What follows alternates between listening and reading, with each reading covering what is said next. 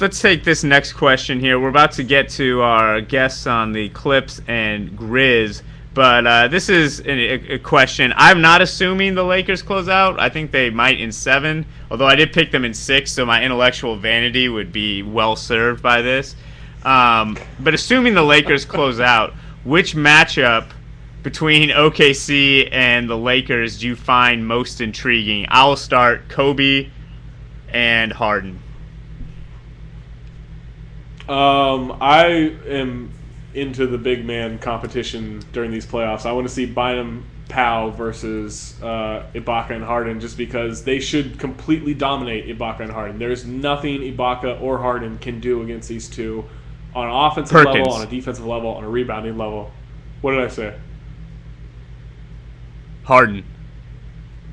If Harden is guarding Bynum, it's going to be problems for that's LA, or for OKC. No, if Perkins and Ibaka cannot, they can't handle that duo at all, and that's where, just like in the LA series, in the LA Nuggets series, this is what LA has to do. They have to completely pound it inside and use Kobe off of that action, play inside out. They could do that against OKC and win the series. Yeah, I really don't like that. How the Lakers match up with Oklahoma City. I mean, they have trouble with people who play in the open court.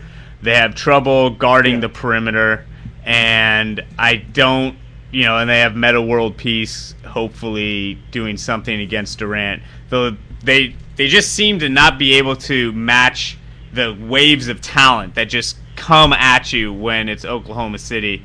And I think that's a 5, max 6 game series when they play. I really think the Lakers might be in trouble there. I think the Lakers could push it to 7. I really think they could win the series, but our test has to be a deterrent to Durant. I mean, Durant can still get 30, 35 points, but it's got to let him grab. It depends on how they call it. If they let him get grabby on the perimeter, they'll have a chance. But if they let him get grabby in the post, we've seen Perkins push guys like Bynum and Gasol way out. So it's going to be interesting how that series is called, and whether or not Sessions can bring anything, because Westbrook's mind tends to wander on defense sometimes. I mean, it really will come down to role players of, can Barnes give them anything on offense? Can Sessions and Blake, even match half of what Westbrook does combined?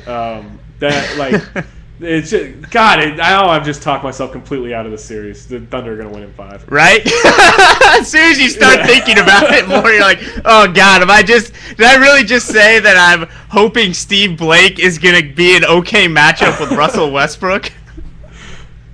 I started thinking about it. I was like, oh, well, if they can get something from Odom, wait, he's gone. Well, what if Luke Walton is? No, he's gone.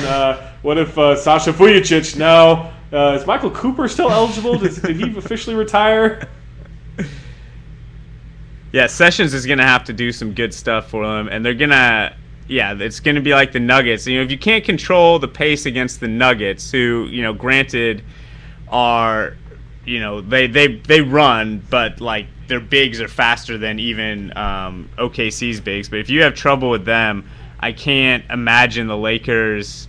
I don't predict the Lakers will be able to control the flow of the game enough to withstand Oklahoma City. But to that we'll point, see, though,